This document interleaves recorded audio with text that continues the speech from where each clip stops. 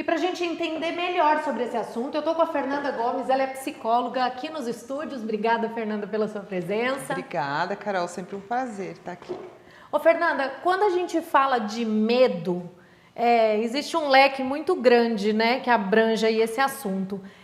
O que a gente caracteriza como medo mesmo? Então, o medo é uma resposta natural do ser humano como um mecanismo de proteção.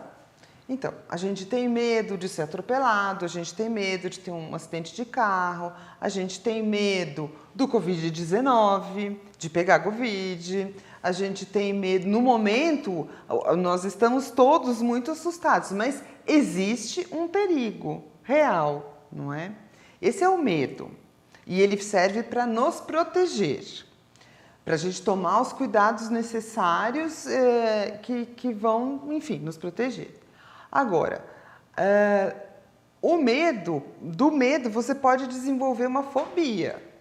E que aí, o estado de fobia é o estado de paralisação. Quando você não consegue ter uma atitude que possa ser protetiva, né? E você fica paralisado. Então, a pessoa com medo de barata, ela não vai lá e mata a barata, ela fica lá paralisada.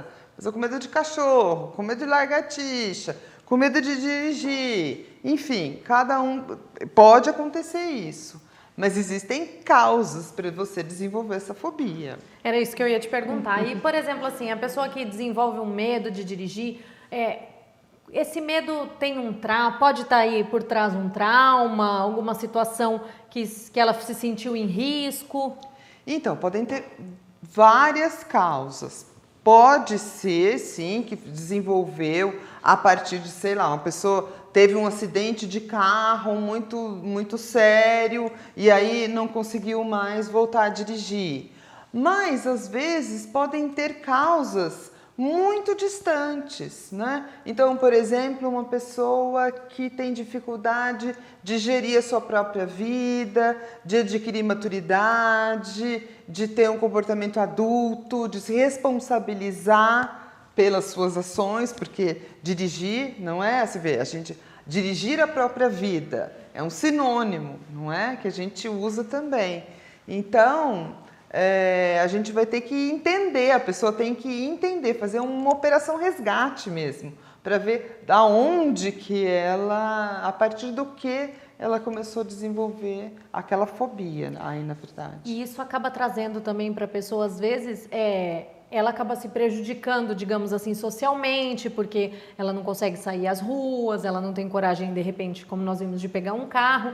Mas e o lado do vencer o medo? Porque a gente fala muito em ter, mas e o vencer? Como é que a pessoa, ela atinge um momento? Como é que, assim, é uma coisa, será que é uma força interior? O que pode trazer? Bom, eu sou psicóloga e tenho uma abordagem psicanalítica, né?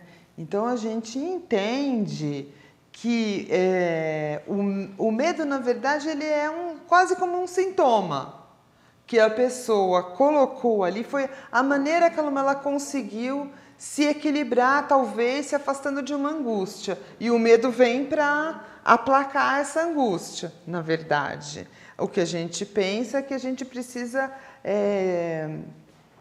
desembrulhar, né? Esse medo que está, ou enfim, essa situação que está embrulhada pelo medo, na verdade, mas que existe outras razões, né? E aí eu acredito que um processo psicoterápico é muito apropriado para isso, né? Engraçado é que quando você fala assim, ó, que a gente quando vive uma situação de medo, a gente procura fazer coisas para resolver esse medo.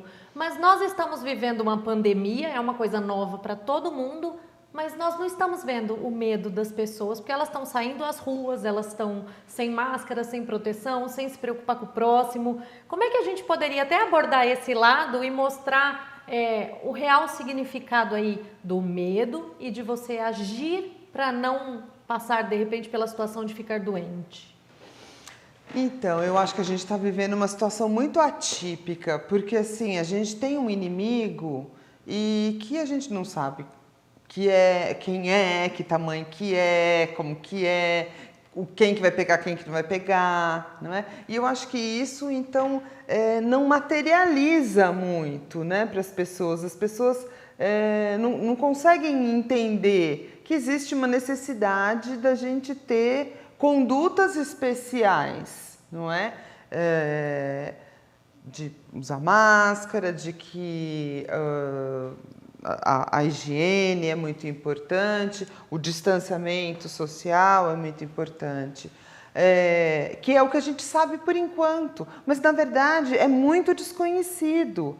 Então tem isso, ou as pessoas estão muito assustadas e tem aquelas pessoas que não saem de casa para nada, que não vai fazer nada, que né, tá absolutamente, e aí acaba adoecendo, porque assim, a gente precisa tomar um sol, a gente precisa fazer um exercício físico, a gente mora numa cidade que possibilita isso, sem aglomerações, né?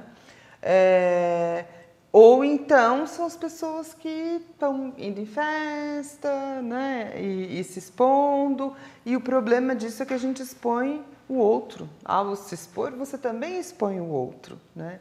Eu acho que a pandemia, se ela trouxe alguma coisa para a gente refletir, era que a minha vida depende da sua e a sua depende da minha, né? Nós precisamos nos cuidar uns dos outros para podermos existir enquanto espécie. Agora, se a gente vai aprender essa lição, não sabemos, né? O que será do amanhã? É a corresponsabilidade, né? Cada um é responsável pelas suas atitudes, mas também deve pensar no próximo. Sim, também vai afetar o outro, né? Porque nós somos seres humanos, somos seres gregários. Nós vivemos, a gente precisa viver em grupo e precisamos uns dos outros para sobreviver. E essa necessidade que a pessoa tem, por exemplo, quando eu falo em sentir medo e ter uma reação contrária ao meu medo, não é fácil, né? A pessoa ir contra o que ela sente. Você indicaria, nesse caso, o tratamento de uma psicoterapia ou, de repente, até, não sei, tem várias abordagens, assim, né? Tem umas outras abordagens que não são as abordagens psicossomáticas, que também costumam dar muito certo nesses casos, que é uma dessensibilização, né? Então, vai fazendo com que a pessoa se aproxime paulatinamente desse objeto de medo. A crítica que os psicanalistas fazem dessa abordagem é que a gente entende que é só a casquinha, né? Existe conflitos emocionais, mistérios, enfim, por trás dessa manifestação do medo. Fernanda, e agora é uma pergunta curiosa, na verdade. A criança medrosa por natureza, né? Digamos por natureza, porque eu não entendo e parece tem crianças que nascem com determinados medos e tem umas que não têm medo de nada. O que pode caracterizar? Então, mas acho que também são questões de personalidade, né? Do desenvolvimento de personalidade. Então, crianças que, por exemplo, então, são muito atiradas, né? Não tem medo, sobe em qualquer lugar e claro, é a tendência da criança ser curiosa, né? Então, e mexer, ver como é que as coisas funcionam, é a tendência da criança. A criança em geral, a criança muito medrosa é a criança tímida, é a criança que não se arrisca, é a criança que precisa de estar muito segura, de não ter risco, né? E a vida é risco. A vida oferece risco e a gente precisa, como agora, a gente tem riscos, mas a gente precisa entender esses riscos, saber e como que a gente vai administrar, né? Que atitudes a gente tem para poder administrar. Bom, mas o assunto das crianças nós vamos convidar a Fernanda uma hora só para falar sobre os pequenos. Tá bom. Fernanda, eu te agradeço, viu? Muito obrigada pela sua presença aqui. Falar de medo é um assunto que, se a gente deixar, nós vamos conversar aqui a noite toda, mas eu agradeço imensamente sua presença aqui. Muito obrigada, Carol. É um prazer. Pode me chamar sempre que precisar.